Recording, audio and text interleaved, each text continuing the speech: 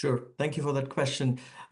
Look, I mean, we follow global methodology of OHCHR in verifying civilian casualties, and that's exactly what we have done in Gaza as well. You're absolutely right. It's not easy. Access is difficult. However, we have different sources, and our procedures require at least 3 independent sources, and we have managed that. Up until the end of drafting the report, we had about 8,000 plus verified. But as of now, we have about 10,000 fatalities that we have verified, including 4,700 children. That's about 45%.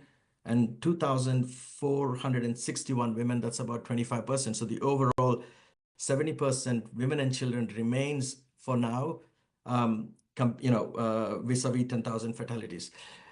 It's very hard to say what will happen and if we can extrapolate to 42,000. I think for that, we need to wait and continue to do our verification. So I would say what we have now is for the verified numbers, and that's about 10,000. Thank you. Thank you very much, Jeremy Lange, Radio France Internationale. The report says that the High Commissioner calls on member states to exercise universal jurisdiction to try crimes under international law. Does it mean that the High Commissioner does not believe that Israel is capable of trying those crimes? Yes, I can take that one. Listen, it's always incumbent upon the state in the first instance. There is, as mentioned in the report, there are other avenues whereby you can take, whereby action can be taken. So whether it be a national court in the first instance, and then you can go to international accountability mechanisms. So that could be the ICC or universal jurisdiction. I think it's important to say that we don't want to necessarily jump the gun on that, because at the moment what we're presenting is a report which provides analysis and information. This is based on what Ajit and his team has been doing. He's got staff on the ground in Gaza, as well as staff operating remotely. They've been working 24/7 to gather information. This information is available. It's public information now, and the courts, it's available. Emma Farge, Reuters. Hi, good morning. It's just to press a little bit more on Nina's question, if you don't mind. Could you elaborate on which sources you are using, and do the kind of challenges verifying the toll explain why it's only 10,000, only 10,000? I say that just because the Palestinian toll is so much higher.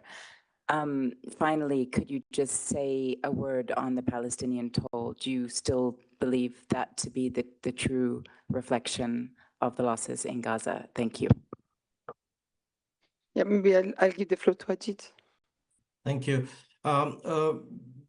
Maybe the sources. Yes, I mean, our sources are the sources that we have used in past escalations. That includes our partners, NGOs on the ground, the family members of the deceased, neighbors, that's individuals, hospital records, so on and so forth. So, and also our own people on the ground, UN entities. So we have some very reliable partners that we've worked on, and we use them.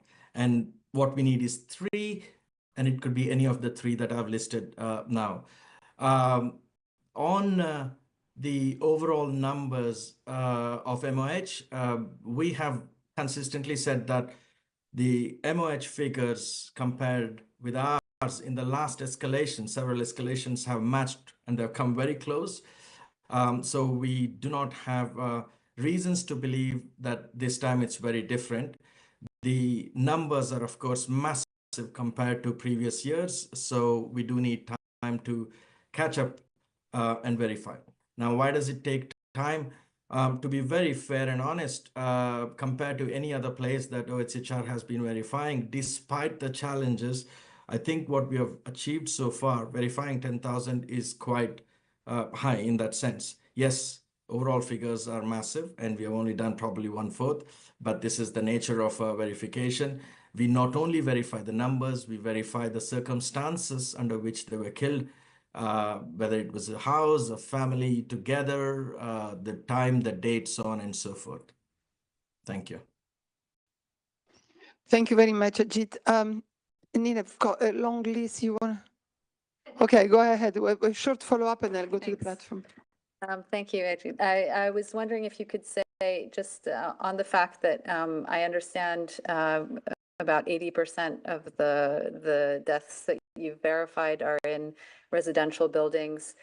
Do you think that could possibly skew the proportions? If you could just say something on that. Ajit?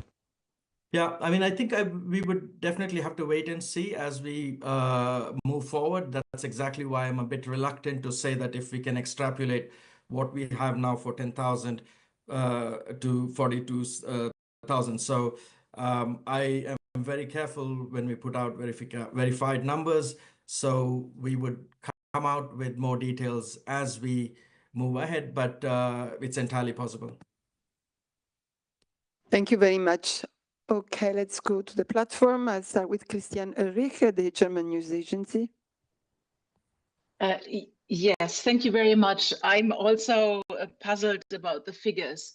When I first read this report, I thought the 8,119 referred to the first 6 months, as the report does. Can you clarify that no, this actually refers to the total until today? Or is it the first 6 months? And I'm also trying to work out whether this is representative of the total number or what your estimates are, what the total number of deaths is that is not verified yet. Thank you. Yeah, the total verified numbers are from October to August, but it is not complete. I mean, there are several we are still verifying. It does not mean that we have covered everything. The process is ongoing. So I'll be very careful in saying this is a complete picture. So that's a message that I would want to pass. Lisa Schlein, Voice of America. Thank you. Good morning. I'd like to know whether you think what's going on is a genocide or ethnic cleansing, and also have the Israeli authorities seen the report? Have you received any comment from the Israeli authorities regarding the report? Thank you. Jeremy. Thank you, Lisa. Jeremy. Yes, I can answer that one, Lisa. So yes, as per normal practice, we share our reports with the states concerned, the parties concerned. We have not received anything, any feedback from the Israelis on this report. With respect to the issue of the word genocide, and as you're correct, genocide is mentioned in the report, as are war crimes and crimes against humanity. All of them are particularly egregious crimes and fall under the banner of what we call atrocity crimes. In short, as I said to you before, it would be for a court, whether that, as Jeremy asked, whether it be a local court or an international court or some other international mechanism, to make the determination on whether the necessary intent existed for the international crimes under the genocide conventions or Geneva conventions, for that matter. It's not up to our office to make a determination on whether a crime has been committed. That is for a judicial body such as the ICJ or the ICC. Lisa, you have a follow-up?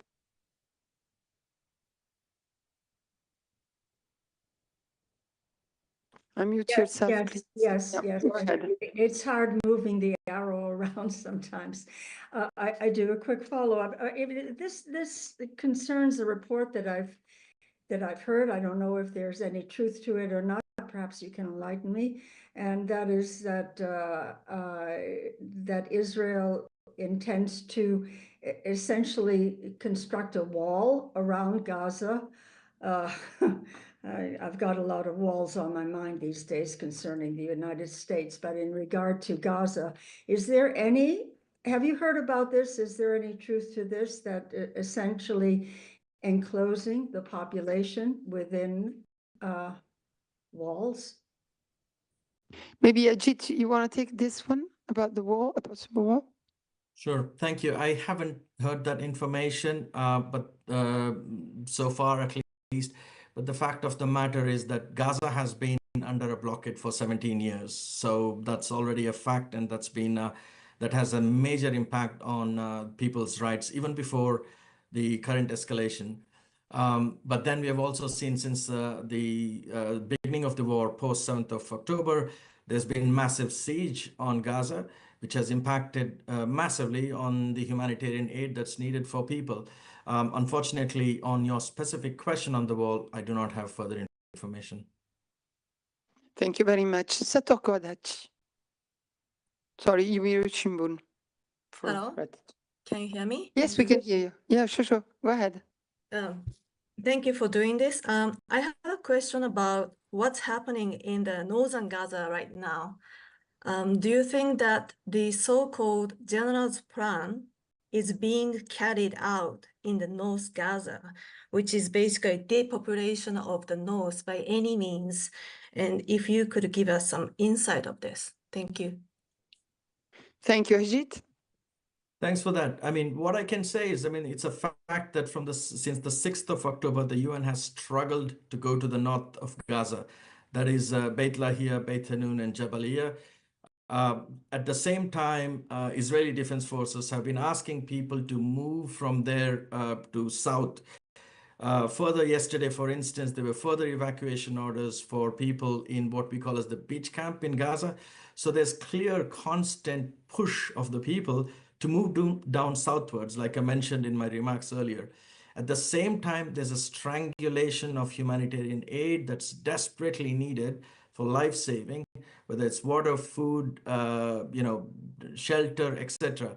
So with those two combination, there's a clear message to the people in the north of Gaza to move southwards. And that's going to be terrible. And not to mention that there are no guarantees of return back to those places. Robin Millard, AFP. Thank you. Question for Jeremy. Just if you have any reaction on the incident in Amsterdam last night, the violence surrounding the football match between Ajax and Maccabi Tel Aviv, which the Dutch Prime Minister has described as completely unacceptable anti-Semitic attacks. Thank you. Yes, I can take that one. Yes, we've seen these very troubling reports.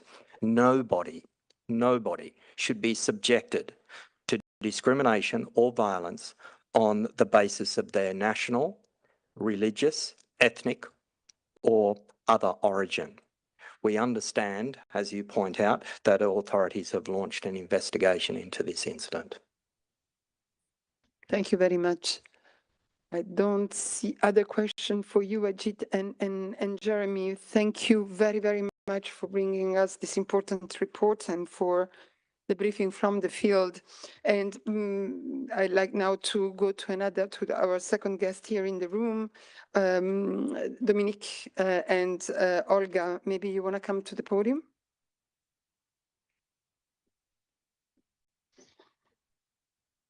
As we know, yeah.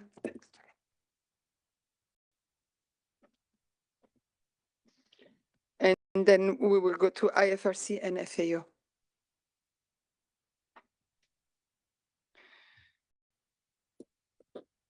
Welcome. I don't need to introduce you to Dominique Hyde, the UNHCR Director of External Relations. Another crisis, another terrible crisis you want to shed more light on, Dominique. I give you the floor. Thank you, Alessandra, and good morning, everybody. I'm here to speak to you about my recent trip to Eastern Chad. This week, we have reached a devastating milestone. Since the war broke out 19 months ago, over 3 million people have been forced to flee Sudan, seeking safety in neighboring countries and further afield.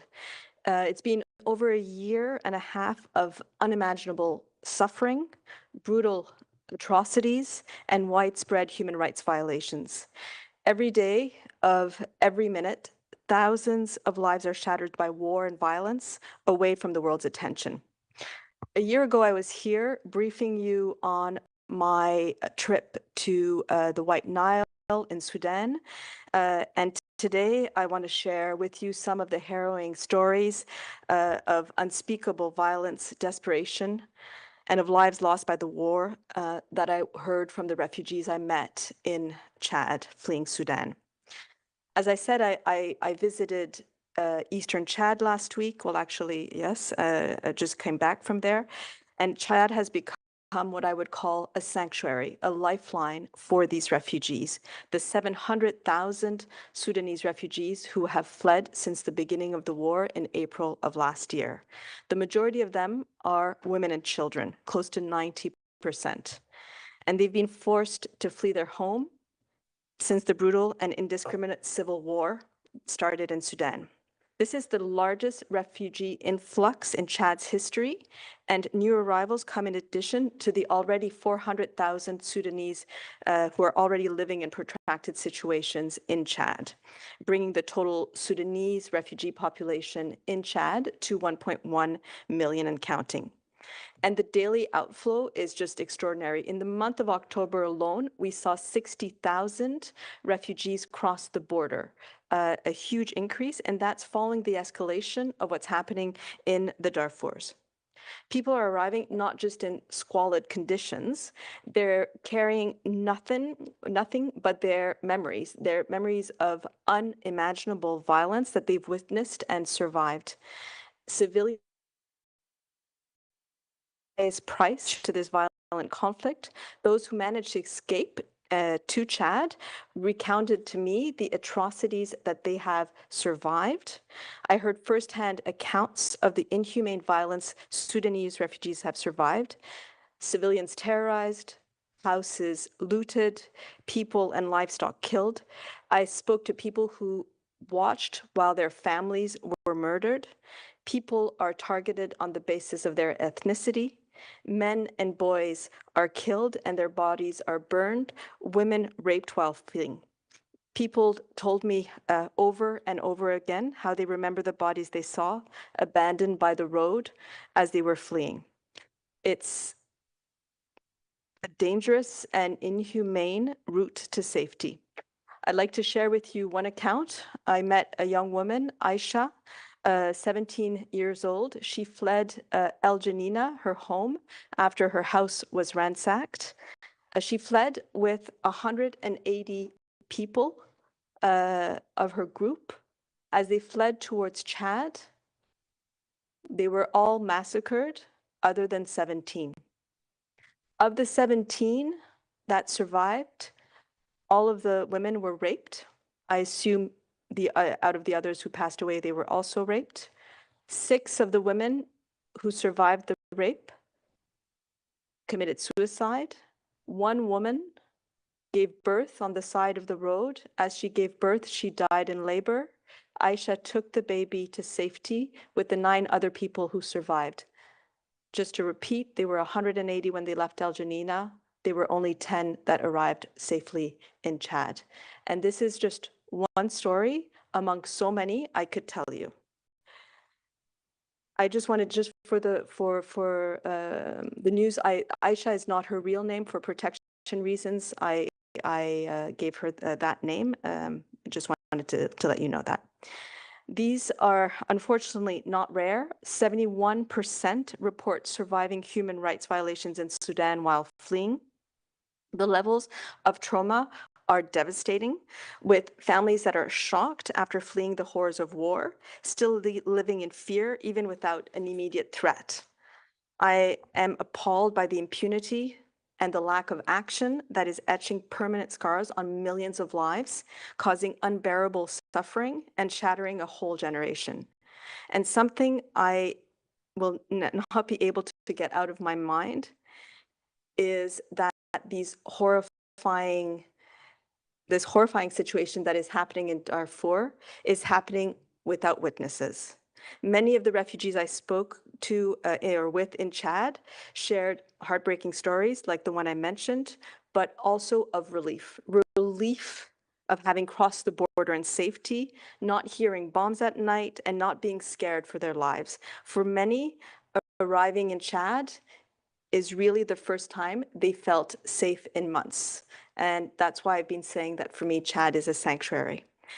Other countries neighboring Sudan, South Sudan, Ethiopia, Egypt, Central African Republic have gone above and beyond their means, not only providing safety for people to flee, but extending a chance to refugees to start rebuilding their lives while in exile, ensuring children can go to school, giving refugees the right to work, some cases start new businesses, and the chances to contribute to the communities hosting them. This crucial support is helping Sudanese refugees to try to maybe not forget about what happened to them, but at least look ahead. The needs are immense, and neighboring countries are feeling the pressure. Just a few other points, Alessandra. Adre, where I spent a bit over a day, used to be a small border town that hosted 40,000 or has 40,000 people living in it. Now it has over 230,000 refugees in addition. You can imagine what that feels like. We're in Geneva. It's a population of 500,000 about in Geneva. It's as if all of a sudden in Geneva we had 2.8 million refugees arriving in a very short time.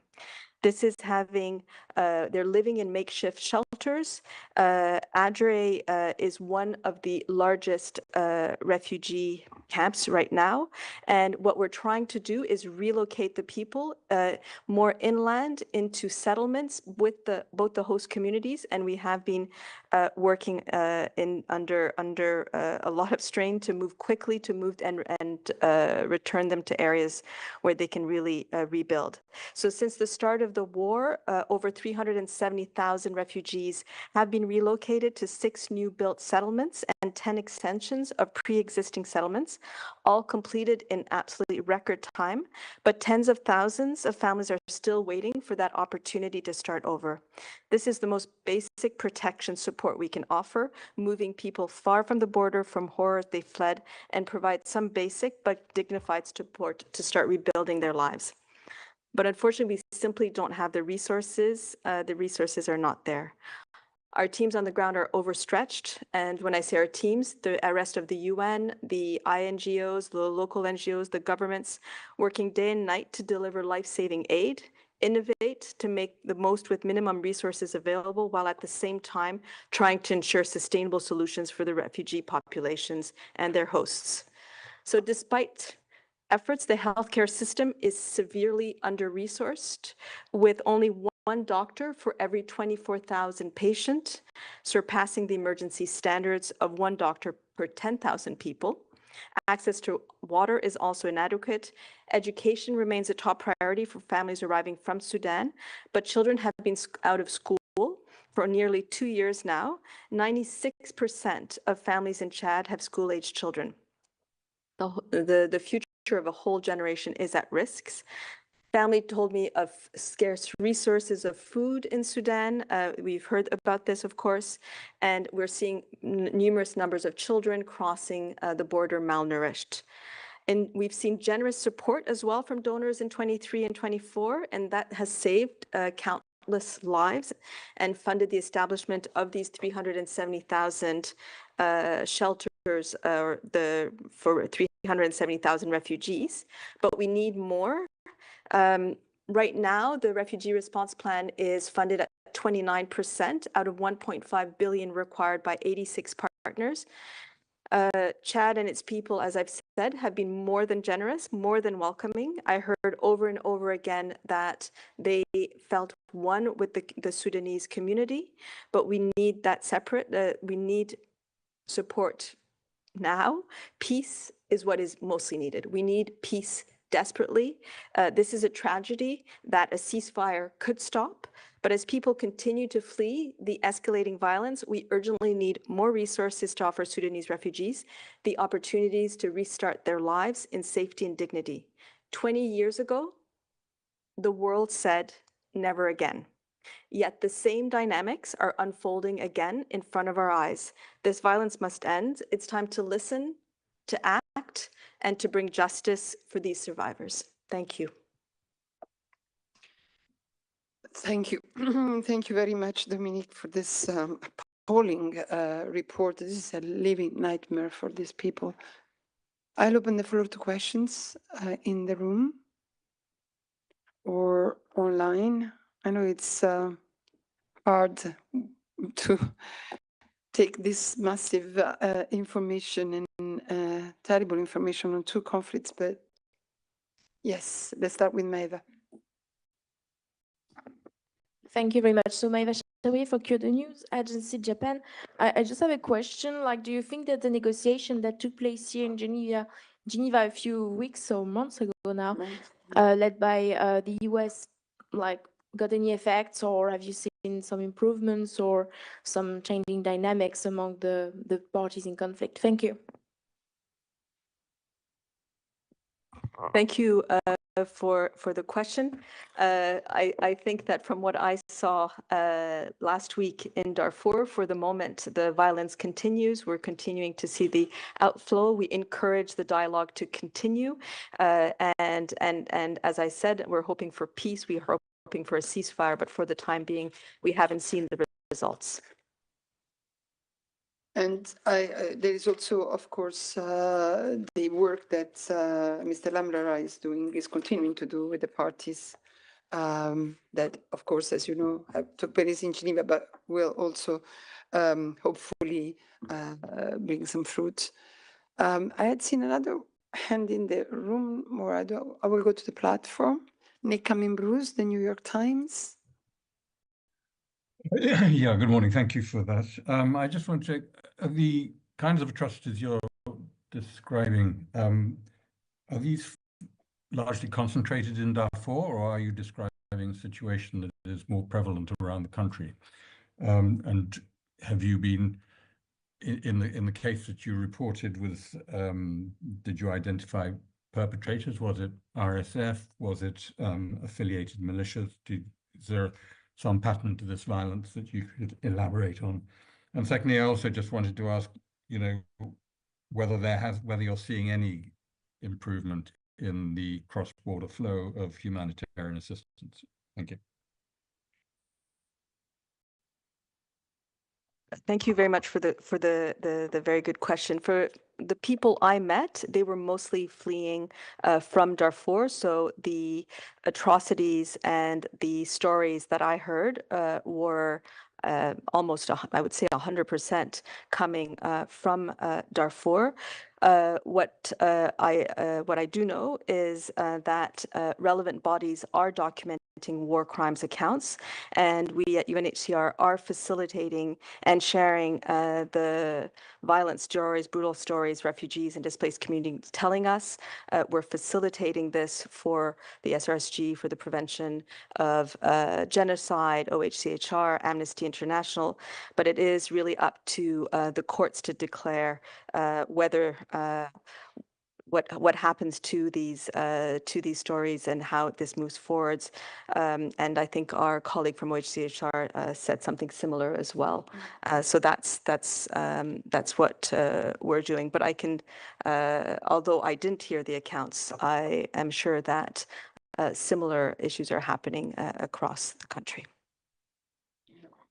And in particular, the special advisor to the to the Secretary General on the Prevention of Genocide warned that the situation in the whole of Sudan bears all the marks of risk of genocide. Nick, you have a follow-up?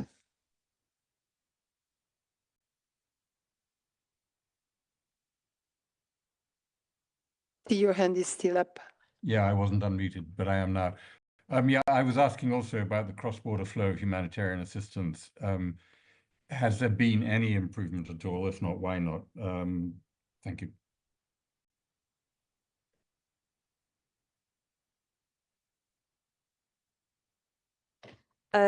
So I think our concern right now is whether the border will remain open after the 15th of November.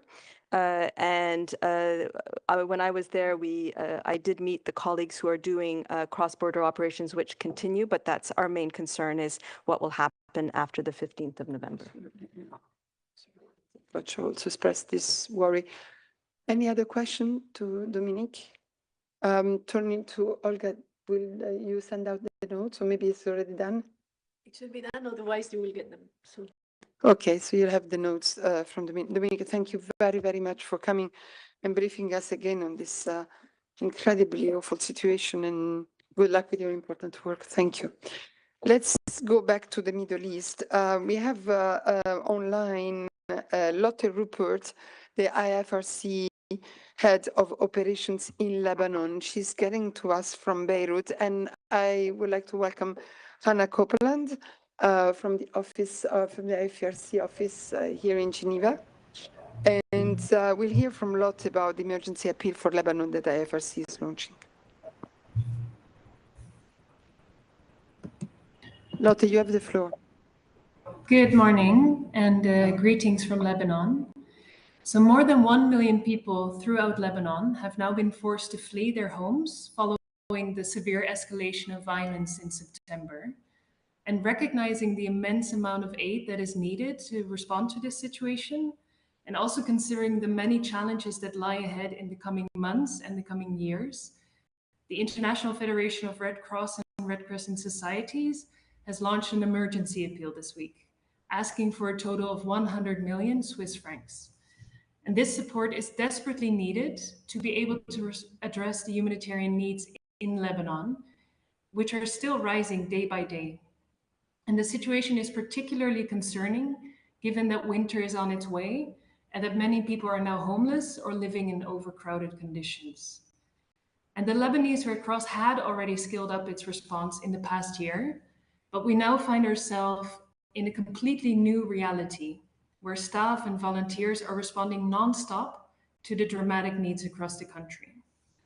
And it's important to emphasize that Lebanese Red Cross is responsible for around 80% of all the ambulance services in the country, as a key local actor mandated by the Lebanese government. On top of that, teams from the Lebanese Red Cross are delivering essential relief items every day to the vast number of people who've been forced to leave their homes. So we are saying that more funding is critical to ensure that the staff and volunteers can continue carrying out their life-saving work. I would also like to highlight that this week, our Secretary General at the IFRC, Jagan Shapagain, came to Beirut, mainly to express his solidarity with people in Lebanon and to launch this emergency appeal together with the Secretary General of the Lebanese Red Cross. And together we visited an aid distribution at one of the temporary shelters here in Beirut. And it was devastating to witness the trauma of people who've had to leave everything behind, often multiple times. Many people have lost their belongings, their livelihoods, and some of them have even lost their loved ones. And one of the people we spoke with was Ahmad, a 14-year-old boy who fled his house in the middle of the night after his neighborhood in southern Beirut was heavily bombed. And he and his family told us that they've had to move 3 times before they could reach safety. And he told us that he even had to sleep on the beach during the first few nights.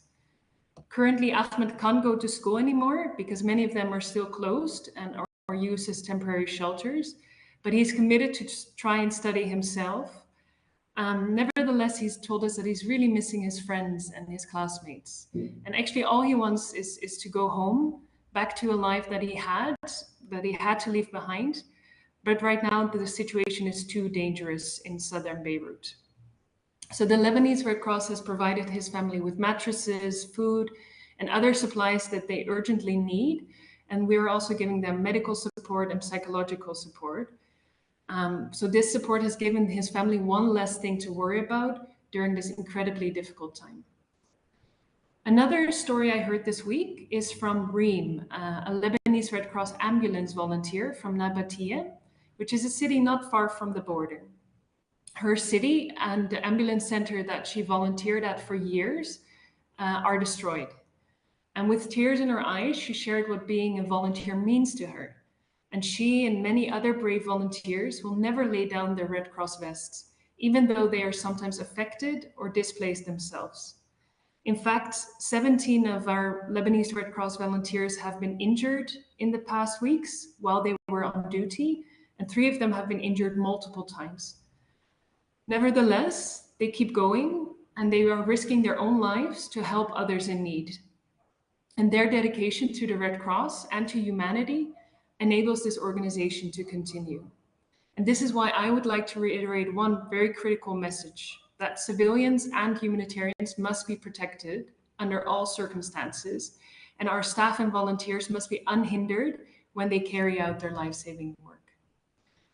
So let me close by saying that this is a marathon, it's not a sprint. Even if the hostilities in Lebanon were to end in this very moment, which is something we're all deeply hoping for, the needs will still be there. Houses and livelihoods will need to be rebuilt. And this is why international solidarity with Lebanese people is so urgent and critical. We cannot leave them alone. The Lebanese Red Cross, with the support of the IFRC, remains committed to provide critical humanitarian assistance under very challenging circumstances. But our response cannot continue without more international support for our new emergency appeal. Thank you for your consideration, and I'm happy to take any questions. Thank you, Lotte, for this briefing and for telling us of these appalling stories. Is there any question in the room? Nina Larsen, AFP. Yeah, thank you. I just wanted to ask if you, how much money you've received so far towards this appeal, and the impact you think it will have if you're not able to raise more, because there is an issue with lacking support for these appeals at the moment. Thank you. Thank you. Yes. So the IFRC had already launched an appeal last year in October as a result of the escalation of hostilities in Gaza. And Lebanon had received approximately 9.3 million of funds through that appeal. But the situation since September is completely different. And we're now launching this new appeal to really address the severe impact of the hostilities in Lebanon, and to also look at the coming 2 years.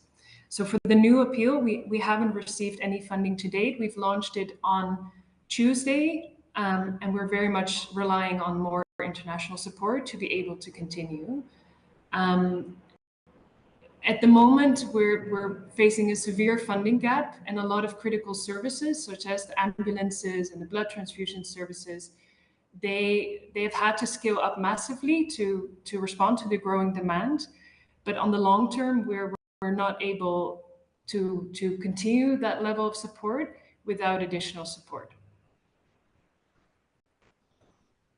Yeah, go ahead. Yeah, sorry, you mentioned an appeal last year. How much was that for? And what was the percentage covered? Thanks. The appeal was for 200 million, which was for the 4 national societies responding to the effects of the crisis in Gaza, and the appeal was 14% funded. Clear. Thank you very much. Other questions to the IFRC? I don't see any, so thank you very much, Lotte and Anna. And yeah, go ahead. Thank you. Thank you very much, Lotte. Good luck with your work in Lebanon. Hopefully, your appeal will be heard. I will now go to the last of our speakers today, who comes to us from Rome, Monica Totova, who is the senior economist of FAO, and she has an update for us on the monthly update for us on the global food commodity prices. Thank you. Good afternoon, good morning, still good morning from Rome. Thank you very much for the invitation and the opportunity to present here on this briefing. My briefing concerns the FAO Food Price Index that was released this morning. The index increased by 2% in October compared to September, reaching the highest level since April 2023, that is 18 months.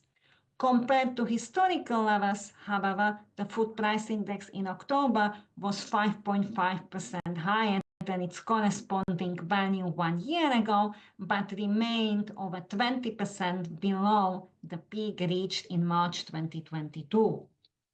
Price quotations for all commodities in the index except meat strengthened. Now I'll give you a brief overview on the commodity groups in the order of magnitude. The vegetable oil price index increased by 7.3%, reaching a 2-year high as quotations rose for all vegetable oils, driven mainly by concerns about the production levels. For sugar, the sugar price index increased by 2.6% amid persisting concerns over the 24-25 production outlook in Brazil, following a prolonged period of dry weather conditions.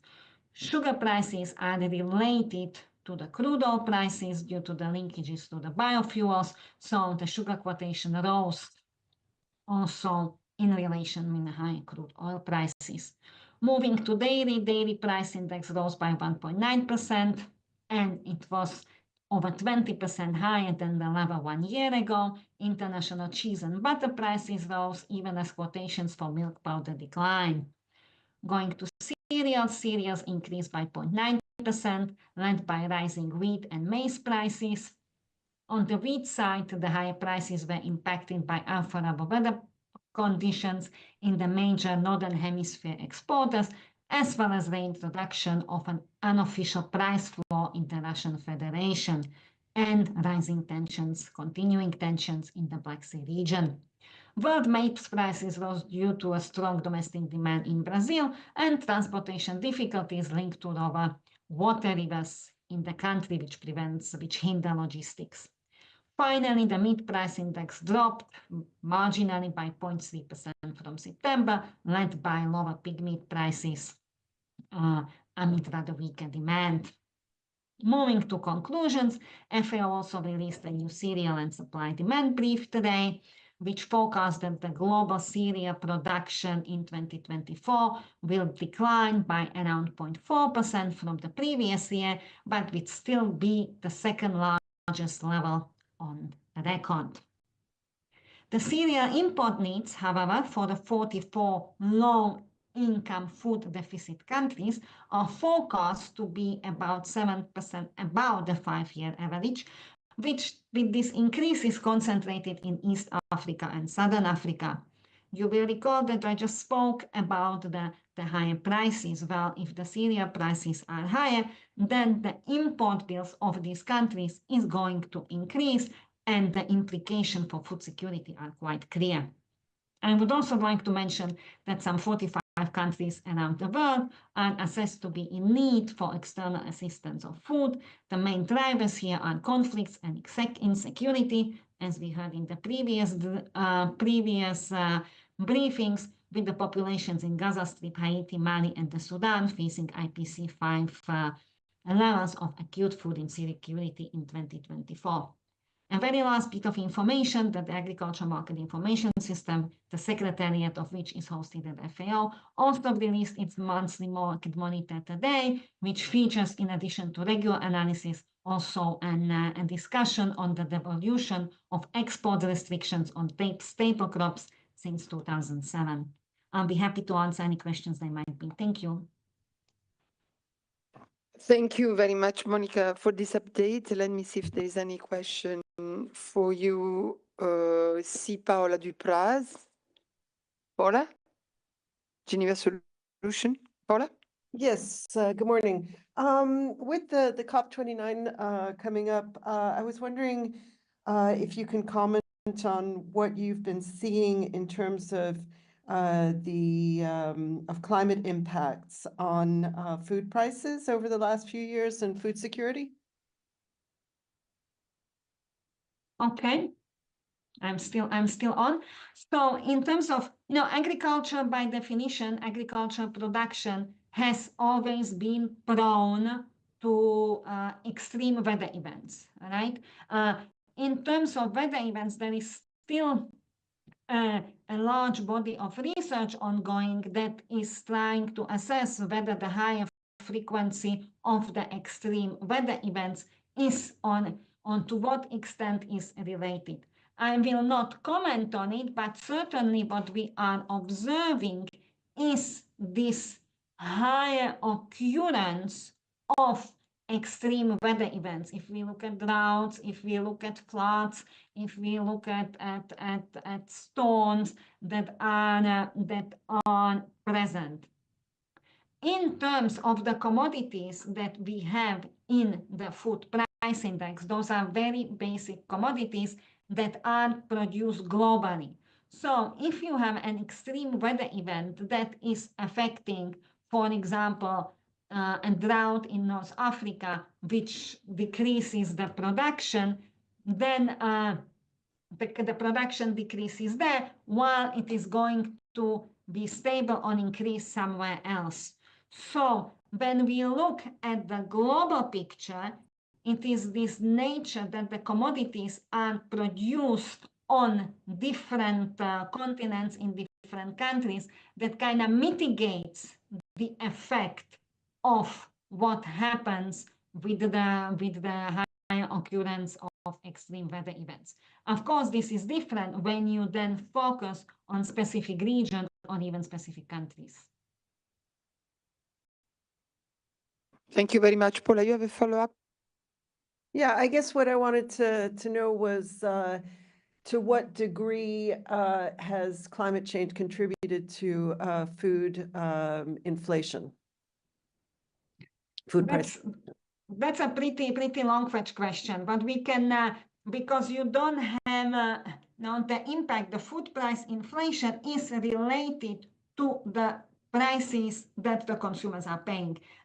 What we look at here in this particular case are the prices of the commodities, right?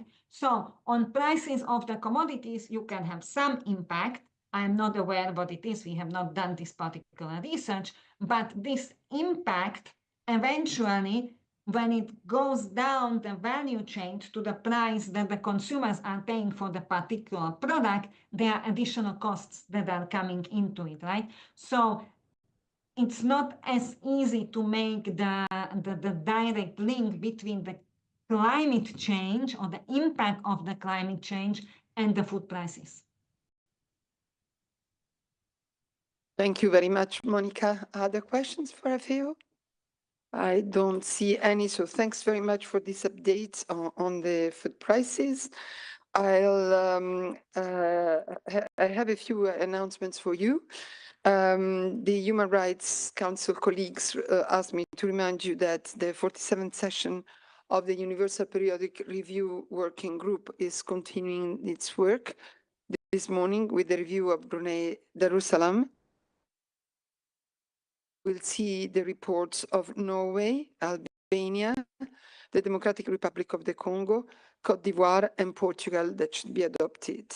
Next week, the UPR will continue starting with Costa Rica, then Equatorial Guinea, that's going to be on Monday, then Ethiopia and Qatar on Tuesday, Nicaragua on Wednesday, and there will be other adoptions on Wednesday and Friday. For more details, of course, Pascal and his team are available. And I also wanted to remind you, I think you have received by now the invitation, but remind you that on the 14th of November, which is this, not this event, coming Thursday, at 6:45, we invite you all to the Cinéma Empire in Geneva to watch the movie State of Silence. It's a very powerful movie which shows the plea for freedom of expression and freedom of the press, especially by shedding lights on the perilous lives of committed Mexican journalists who face grave risks while reporting on narco trafficking and systemic corruption. The screening will be followed by, as usual, with our session of Cine ONU, will be followed by a discussion with Volker Turk, the High Commissioner for Human Rights, Santiago Mazal Stern, who is the filmmaker, Diego Luna, I think he's our Oscar-winning actor and also executive producer of the movie, and the Director General of Reporters Without Border, Thibaut Brutin. And so that will be at Cinerama Ampere in town, and that will be done in partnership with CAGI and with the support of the EU, FIFDH, and the Office of the Human Rights. You also have received a media advisory for the week of the Building Bridges 2024. As you know, Building Bridges meets every year in Geneva. That will be the 5th annual summit and action days. They will meet from the 9th to the 12th of December at the CICG here in Geneva. The event will focus on aligning financial flows with global sustainability goals and accelerating the transition to a more sustainable economic model. This year, the UN Environment Programme Finance Initiative and its 18th Global Roundtable will be joining the Building Bridges Week. So you will have the possibility to follow the two. The reason for which I'm telling you already now is that the media accreditation deadline is the 20th of November. So please accredit now if you wish to participate in this important meeting. And I think I have told you everything I had. Ola, you have a question? Yeah, regarding the film screening, will Yes. there can we reserve spaces? I saw that it's free. Just wondering if there'll be a possibility to reserve ahead of going. Look, no. The short answer is no. This is an open screening. So I guess we are hearing a lot of people wishing to come. I think it's of particular importance that journalists are able to participate. So let us know and we will see what we can do, but I can't just reserve seats like that, but we will definitely try and facilitate the participation of accredited journalists and journalists in general, because this is about freedom of the press. I don't have confirmation yet, but there is a possibility that we will have interview opportunities with the two people who are coming, which are, as I said, Santiago Maza, the filmmaker, and Diego Luna. We will confirm this very soon. But if you are interested in interviews, especially I know with Diego Luna, we've received already some requests, just let us know. And again, a reminder that the Director General of Reporters Without Border is also making the tour, the trip to Geneva for this film. So don't hesitate to let us know if you have a particular interest in talking to any of these people. I don't see other hands up, so thank you very much. Have a nice weekend, and I'll see you on Tuesday. Thank you.